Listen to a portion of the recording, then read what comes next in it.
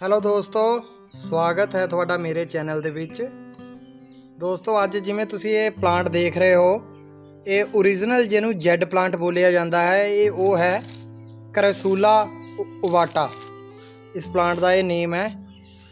ਇਹ ਜੋ ਪਲਾਂਟ ਹੈ ਚਾਈਨੀਜ਼ ਲੱਕੀ ਪਲਾਂਟ ਹੈ, ਠੀਕ ਹੈ ਜੀ। ਇਹਨੂੰ ਚਾਈਨਾ ਵਾਲੇ ਬਹੁਤ ਸ਼ੁਭ ਮੰਨੇ ਜਾਂਦੇ ਹਨ ਅਤੇ ਨਾਲ ਹੀ ਨਾਲ ਇਸ ਨੂੰ ਧਨ ਦਾ ਬੂਟਾ, ਧਨ ਦਾ ਪਲਾਂਟ ਵੀ ਕਿਹਾ ਜਾਂਦਾ ਹੈ ਕਿ ਜਿਸ ਘਰ ਵਿੱਚ ਇਹ ਪਲਾਂਟ ਵਧੀਆ ਗਰੋ ਕਰਦਾ ਹੈ ਉਸ ਘਰ ਵਿੱਚ ਧਨ ਦੀ ਵਰਸ਼ਾ ਹੁੰਦੀ ਹੈ। ਇਹ ਤਾਂ ਹੁਣ ਪਤਾ ਨਹੀਂ ਮੇਰੇ ਘਰ ਵਿੱਚ ਧਨ ਦੀ ਵਰਸ਼ਾ ਹੋਵੇਗੀ, ਪਰ ਨਰਸਰੀ ਵਾਲੇ ਨੂੰ ਜ਼ਰੂਰ ਮੈਂ ਧਨ ਦੇ ਆਇਆ। ਇਸ ਦੇ ਕਾਰਨ ਮੈਨੂੰ ਇਹ 150 ਰੁਪਏ ਦਾ ਪਲਾਂਟ ਮਿਲਿਆ ਹੈ। ਚਲੋ ਹੁਣ ਇਸ ਪਲਾਂਟ ਨੂੰ ਅੱਜ ਮੈਂ ਤੁਹਾਨੂੰ ਨਰਸਰੀ ਤੋਂ ਅਗਰ ਤੁਸੀਂ ਲੈ ਕੇ ਆਂਦਾ ਹੈ, ਇਸ ਨੂੰ ਕਿਵੇਂ ਰਿਪੋਰਟ ਕਰਨਾ ਹੈ ਅਤੇ ਕਿਵੇਂ ਇਸ ਨੂੰ ਗਰਮੀਆਂ ਵਿੱਚ ਬਚਾਉਣਾ ਹੈ, ਉਸ ਬਾਰੇ ਪੂਰੀ ਵੀਡੀਓ ਦੇ ਵਿੱਚ ਦੱਸਾਂਗਾ ਤੁਹਾਨੂੰ। ਇਹ ਜਿਹੜਾ ਪਲਾਂਟ ਹੈ ਦੋਸਤੋ, ਇਹ ਸਕੂਲੈਂਟ ਪ੍ਰਜਾਤੀ ਦਾ ਪਲਾਂਟ ਹੈ। ਸਕੂਲੈਂਟ ਦੇ ਵਿੱਚ ਜੋ ਪੱਤਿਆਂ ਦੇ ਵਿੱਚ ਇੱਕ ਜੈਲ ਹੁੰਦੀ ਹੈ, ਉਸ ਦਾ ਇਹ ਪਲਾਂਟ ਹੈ, ਉਸ ਪ੍ਰਜਾਤੀ ਦਾ। ਅਤੇ ਇਸ ਨੂੰ ਬਚਾਉਣ ਦੇ ਲਈ ਸਾਨੂੰ ਬਹੁਤ ਕੰਮ ਕਰਨੇ ਪੈਂਦੇ ਹਨ। ਸਭ ਤੋਂ ਪਹਿਲਾਂ ਤਾਂ ਇਸ ਨੂੰ ਰਿਪੋਰਟ ਕਰਨੇ ਦੇ ਲਈ ਜੋ ਸੋਇਲ ਦਾ, ਮਿੱਟੀ ਦਾ ਮਿਕਸਚਰ ਤੁਸੀਂ ਬਣਾਉਣਾ ਹੈ, ਉਸ ਦੇ ਵਿੱਚ ਮੈਂ ਤੁਹਾਨੂੰ ਦੱਸ ਦਿੰਦਾ ਹੈ ਕੀ ਤੁਸੀਂ ਲੈਣਾ ਹੈ। ਇਹ ਦੇਖੋ, 50% ਜੋ ਤੁਹਾਡੀ ਨੋਰਮਲ ਮਿੱਟੀ ਹੈ ਘਰ ਦੀ ਜਾਂ ਗਾਰਡਨ ਦੀ, ਉਸ ਦਾ ਯੂਜ਼ ਕਰਨਾ ਹੈ। 10% ਉਸ ਦੇ ਵਿੱਚ ਤੁਸੀਂ ਜੋ ਰੇਤਾ ਹੈ, ਰਿਵਰ ਸੈਂਡ ਹੈ, ਉਸ ਦਾ ਯੂਜ਼ ਕਰਨਾ ਹੈ। 10-15% ਤੁਸੀਂ ਜੋ ਕਾਊ ਡੰਗ ਕੰਪੋਜ਼ ਹੈ, ਇਹ ਦੇਖੋ, ਜਿਸ ਨੂੰ ਅਸੀਂ ਦੇਸੀ ਖਾਦ ਕਹਿੰਦੇ ਆ, ਇਹ ਸੜੀ ਹੋਣੀ ਚਾਹੀਦੀ ਹੈ, ਸਾਲ ਤੋਂ 2 ਸਾਲ ਪੁਰਾਣੀ। ਅਤੇ ਲੀਫ ਮੋਲ, ਪੱਤਿਆਂ ਦੀ ਖਾਦ ਦਾ ਯੂਜ਼ ਕਰਨਾ ਹੈ। ਇਹ ਪੱਤਿਆਂ ਦੀ ਖਾਦ ਅਤੇ ਰੇਤਾ ਹੈ ਜੋ ਇਸ ਦਾ ਡਰੇਨੇਜ ਸਿਸਟਮ ਹੈ ਉਹ ਵਧੀਆ ਕਰ ਦੇਵੇਗੀ। ਤੁਹਾਡੇ ਨਾ ਪਲਾਂਟ ਦੇ ਵਿੱਚ ਕਦੀ ਪਾਣੀ ਖੜੇਗਾ, ਨਾ ਹੀ ਤੁਹਾਡਾ ਪਲਾਂਟ ਰੂਟ ਰੋਟ ਹੋਵੇਗਾ। ਅਗਰ ਤੁਹਾਡੇ ਪਲਾਂਟ ਦੇ ਵਿੱਚ ਪਾਣੀ ਖੜਨ ਲੱਗ ਪਿਆ, ਇਸ ਦੇ ਵਿੱਚ ਤੁਸੀਂ ਨੋਰਮਲ ਮਿੱਟੀ ਦੇ ਵਿੱਚ ਇਸ ਨੂੰ ਲਗਾ ਦੋਗੇ ਅਤੇ ਇਸ ਦੇ ਵਿੱਚ ਪਾਣੀ ਖੜਾ ਰਹੇਗਾ, ਜਲਦੀ ਸੁੱਕੇਗਾ ਨਹੀਂ, ਤਾਂ ਤੁਹਾਡਾ ਪਲਾਂਟ ਹੈ ਰੂਟ ਰੋਟ ਹੋ ਜਾਵੇਗਾ, ਗਲ ਜਾਵੇਗਾ। ਠੀਕ ਹੈ ਦੋਸਤੋ, ਹੁਣ ਚਲੋ ਵੀਡੀਓ ਸਟਾਰਟ ਕਰਦੇ ਹਾਂ।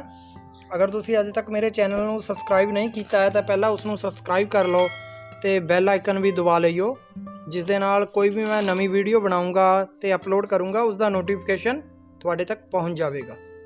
ਹੁਣ ਇਹ ਜਿਹੜਾ ਮੈਂ ਮਿਕਸਚਰ ਲਿਆ ਹੈ, ਇਸ ਨੂੰ ਅੱਛੀ ਤਰ੍ਹਾਂ ਮਿਕਸ ਕਰ ਲਵਾਂਗੇ। ਪੱਤਿਆਂ ਦੀ ਖਾਦ ਨੂੰ ਤੁਸੀਂ ਹਮੇਸ਼ਾ ਇਸ ਤਰ੍ਹਾਂ ਥੋੜ੍ਹਾ ਜਿਹਾ ਮੈਸ਼ ਕਰਨਾ ਹੈ, ਕਿ ਇੱਦਾਂ ਮਲ ਦਿਓ ਕਿ ਇਹ ਮਿਕਸ ਹੋ ਜਾਵੇ ਮਿੱਟੀ ਦੇ ਵਿੱਚ ਅੱਛੀ ਤਰ੍ਹਾਂ। ਇਹ ਦੇਖੋ, ਠੀਕ ਆ ਜੀ। ਇਸ ਨੂੰ ਬਲੈਕ ਗੋਲਡ ਵੀ ਬੋਲਿਆ ਜਾਂਦਾ ਹੈ। ਖਾਦ ਸਭ ਤੋਂ ਵਧੀਆ ਖਾਦ ਹੁੰਦੀ ਹੈ, ਪੱਤਿਆਂ ਦੀ ਖਾਦ ਹੈ ਜੋ। ਇਸ ਤਰ੍ਹਾਂ ਇਹ ਦੇਖੋ, ਮਿੱਟੀ ਮਿਕਸ ਕਰ ਲਈ। ਇਸ ਦੇ ਵਿੱਚ ਥੋੜ੍ਹੀ ਰੇਤਾ ਮਿਕਸ ਕਰੂੰਗਾ। ਇਸ ਦਾ ਡਰੇਨੇਜ ਤੁਸੀਂ ਇਸ ਤਰ੍ਹਾਂ ਦੀ ਮਿੱਟੀ ਬਣਾਉਣੀ ਹੈ, ਕੋਈ ਵੀ ਸਕੂਲੈਂਟ ਪਲਾਂਟ ਲਗਾਉਣਾ ਹੈ ਜਾਂ ਜੈਡ ਪਲਾਂਟ, ਜਿਸ ਦੇ ਵਿੱਚ ਤੁਹਾਡਾ ਪਾਣੀ ਖੜੇ ਨਾ। ਪਾਣੀ ਦਾ ਡਰੇਨੇਜ ਜਿਸ ਤਰ੍ਹਾਂ ਤੁਸੀਂ ਪਾਣੀ ਦਿਓ, 1 ਜਾਂ 1.5 ਮਿੰਟ ਦੇ ਅੰਦਰ ਸਾਰਾ ਪਾਣੀ ਗਮਲੇ ਦੇ ਵਿੱਚੋਂ ਬਾਹਰ ਨਿਕਲ ਜਾਵੇ। ਇਸ ਦੇ ਲਈ ਜੋ ਗਮਲਾ ਤੁਸੀਂ ਯੂਜ਼ ਕਰਨਾ ਹੈ, ਉਹ ਹਮੇਸ਼ਾ ਮਿੱਟੀ ਦਾ ਗਮਲਾ ਯੂਜ਼ ਕਰਨਾ ਹੈ। ਇਸ ਤਰ੍ਹਾਂ ਦਾ ਕਲੇ ਪੋਟ ਆਉਂਦੇ ਹਨ, ਇਹ ਤੁਹਾਨੂੰ ਨਰਸਰੀ ਤੋਂ 50 ਤੋਂ 60 ਰੁਪਏ ਦਾ ਮਿਲ ਜਾਵੇਗਾ। ਥੋੜ੍ਹਾ ਕੋਸਟਲੀ ਹੁੰਦਾ ਹੈ ਮਿੱਟੀ ਦਾ ਗਮਲਾ ਸੀਮੈਂਟ ਦੇ ਗਮਲਿਆਂ ਤੋਂ, ਕਿਉਂਕਿ ਇਸ ਦੀ ਲਾਈਫ ਬਹੁਤ ਹੁੰਦੀ ਹੈ, 4-5 ਸਾਲ। ਇਹ ਪਲਾਂਟ ਨੂੰ ਖ਼ਰਾਬ ਨਹੀਂ ਹੋਣ ਦਿੰਦਾ ਅਤੇ ਚੱਲਦਾ ਰਹਿੰਦਾ ਹੈ। ਮਿੱਟੀ ਦਾ ਗਮਲਾ ਹੋਵੇਗਾ ਅਤੇ ਅਗਰ ਤੁਹਾਡੇ ਪਲਾਂਟ ਦੇ ਵਿੱਚ ਐਕਸਟਰਾ ਪਾਣੀ ਵੀ ਆ ਜਾਵੇਗਾ ਤਾਂ ਉਹ ਉਸ ਨੂੰ ਸੋਖ ਲਵੇਗਾ ਤਾਂ ਤੁਹਾਡਾ ਪਲਾਂਟ ਬਚ ਜਾਵੇਗਾ। ਸਭ ਤੋਂ ਜ਼ਰੂਰੀ ਹੈ ਮਿੱਟੀ ਦਾ ਗਮਲਾ। ਸਭ ਤੋਂ ਫਸਟ ਜਦੋਂ ਵੀ ਤੁਸੀਂ ਗਮਲਾ ਯੂਜ਼ ਕਰਨਾ ਹੈ, ਗਮਲੇ ਦੇ ਵਿੱਚ ਡਰੇਨੇਜ ਹੋਲ ਦੇਖੋ, ਸਹੀ ਹੈ ਨਾ, ਛੇਦ ਪਾਣੀ ਨਿਕਲਣ ਨੂੰ। ਉਸ ਦੇ ਉੱਪਰ ਉਸ ਨੂੰ ਕਿਸੇ ਇਸ ਤਰ੍ਹਾਂ ਦੀ ਠਿਕਰੀ ਦੇ ਨਾਲ ਕਵਰ ਕਰ ਦੇਣਾ ਹੈ ਕਿ ਉਸਦੀ ਮਿੱਟੀ ਬਾਹਰ ਨਾ ਨਿਕਲੇ। ਠੀਕ ਹੈ ਦੋਸਤੋ।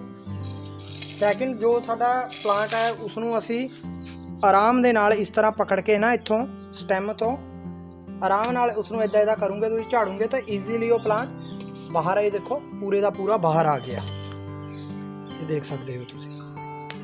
ਠੀਕ ਹੈ ਜੀ। ਇਸ ਦੇ ਬਸ ਹਲਕੀ ਹਲਕੀ ਨੀਚਿਓਂ ਮਿੱਟੀ ਉਤਾਰਾਂਗੇ, ਜ਼ਿਆਦਾ ਮਿੱਟੀ ਨਹੀਂ ਇਸ ਦੀ ਉਤਾਰਾਂਗੇ।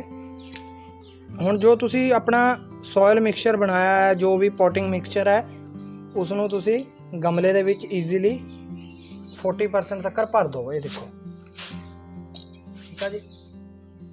ਸਭ ਤੋਂ ਹਾਂਜੀ, ਇੱਕ ਗੱਲ ਹੋਰ ਦੋਸਤੋ, ਉਹ ਮੈਂ ਭੁੱਲ ਗਿਆ ਸੀ ਤੁਹਾਨੂੰ ਦੱਸਣੀ। ਜਦੋਂ ਵੀ ਤੁਸੀਂ ਕੋਈ ਸਕੂਲੈਂਟ ਲਾਉਂਦੇ ਹੋ, ਉਸ ਦੇ ਵਿੱਚ ਇਹ ਜੋ ਫੰਗੀਸਾਈਡ ਪਾਊਡਰ ਹੈ, ਇਸ ਦਾ ਅੱਧਾ ਚਮਚਾ ਜ਼ਰੂਰ ਮਿੱਟੀ ਦੇ ਵਿੱਚ ਮਿਕਸ ਕਰ ਦਿਓ, ਕਿਉਂਕਿ ਇਸ ਦੇ ਨਾਲ ਅਗਰ ਮਿੱਟੀ ਦੇ ਵਿੱਚ ਕੋਈ ਵੀ ਫੰਗਸ ਹੋਵੇਗੀ ਤਾਂ ਉਹ ਤੁਹਾਡੀ ਫੰਗਸ ਮਰ ਜਾਵੇਗੀ। ਠੀਕ ਹੈ ਜੀ। ਕਿਉਂਕਿ ਇਹ ਪੌਦੇ ਕੋਸਟਲੀ ਹੁੰਦੇ ਹਨ ਤੇ ਇਸ ਦੀ ਕੇਅਰ ਵੀ ਜ਼ਰੂਰੀ ਵਧੀਆ ਹੁੰਦੀ ਹੈ ਕਰਨੀ ਸਾਨੂੰ। ਇਹ ਦੇਖੋ ਇਸ ਤਰ੍ਹਾਂ ਫੰਗੀਸਾਈਡ ਪਾਊਡਰ ਮਿਲਾ ਦਿੱਤਾ ਹੈ ਅੱਛੀ ਤਰ੍ਹਾਂ। ਤੇ ਹੁਣ ਅਸੀਂ ਜੋ ਆ ਇਹ ਇਸ ਦੇ ਵਿੱਚ ਇਸ ਨੂੰ 40 ਜਾਂ 50% ਇਸ ਤਰ੍ਹਾਂ ਫਿਲ ਕਰ ਦਿੱਤਾ। ਨੋਰਮਲੀ ਤੁਸੀਂ ਕੀ ਕਰਨਾ ਹੈ, ਪਲਾਂਟ ਨੂੰ ਦੱਬਣਾ ਨਹੀਂ ਹੈ ਜ਼ਿਆਦਾ, ਇਸ ਦੇ ਵਿੱਚ ਈਜ਼ੀਲੀ ਰੱਖ ਕੇ ਇਸ ਦੇ ਸਾਈਡਾਂ ਤੇ ਮਿੱਟੀ ਦੇਣੀ ਹੈ। ਇਸ ਨੂੰ 90 ਡਿਗਰੀ ਦੇ ਉੱਪਰ ਸਿੱਧਾ ਰੱਖਣਾ ਹੈ। ਇਹ ਦੇਖੋ ਇਸ ਤਰ੍ਹਾਂ, ਜ਼ਿਆਦਾ ਦੱਬਣਾ ਨਾ, ਮਿੱਟੀ ਨੂੰ ਦੱਬਣਾ ਹੈ ਤੁਸੀਂ ਜ਼ਿਆਦਾ, ਤੇ ਨਾ ਹੀ ਪਲਾਂਟ ਨੂੰ ਥੱਲੇ ਨੂੰ ਪੁਸ਼ ਕਰਨਾ ਹੈ। ਈਜ਼ੀਲੀ ਹੌਲੀ ਹੌਲੀ ਇਸ ਤਰ੍ਹਾਂ ਕਰਕੇ ਤੁਸੀਂ ਇਸ ਦੀਆਂ ਜੋ 에ਅਰ ਪਾਕਟਸ ਹੈ ਉਸ ਨੂੰ ਰਿਮੂਵ ਕਰ ਸਕਦੇ ਹੋ। ਇਹ ਦੇਖੋ